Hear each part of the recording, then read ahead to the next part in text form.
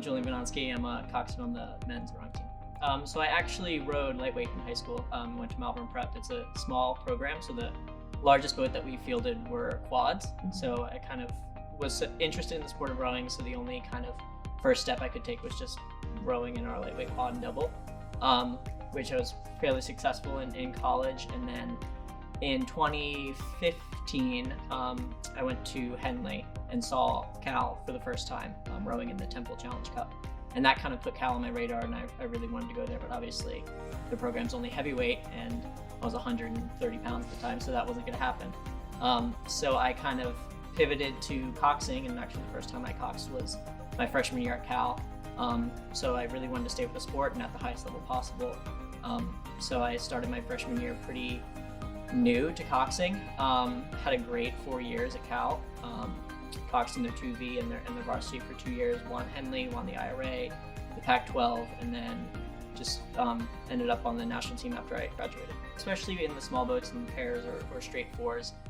We're in the launch with Mike or with Tim, and people almost say that that's an off practice for us, but it's really not, because we're always working with the coach. We're listening, we're seeing what drills they're having the smaller boats do, what they're looking for, because then that all translates into how we cox the 8 and taking their vision and their rowing style into the bigger boats. There are 3 coxswains on the men's side at the training center: me, Riley Mill, and Colette Lucas Combo, who's actually the first woman in our men's program.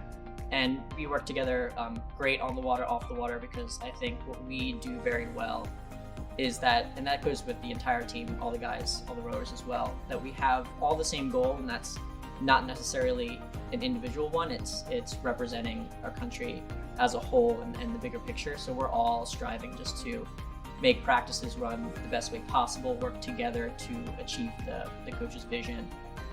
So I think we all have a really good relationship with the coxswains and the entire training center. So I also have a full-time job based in New York, so I work remotely out of Oakland.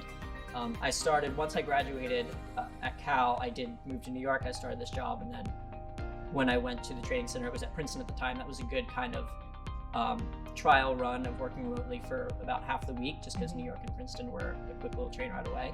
And then when the training center moved to Oakland, I think it's especially my experience and a lot of the other companies that the guys work for, is everyone's very supportive of kind of everyone's focus and goals and dreams in this Olympic quadrennial. And that at least allows me to continue doing also what I love professionally. I work in the art market and I studied art history, which is very different from rowing. I call it my Dr. Jekyll, Mr. Hyde. I don't know which one's which, but they're both so interesting to me, and I love them both equally. So having that opportunity and that ability to do both, it's definitely time consuming. When we're not on the water, we're not rowing, I'm on my laptop, I'm in meetings, and you find a good balance.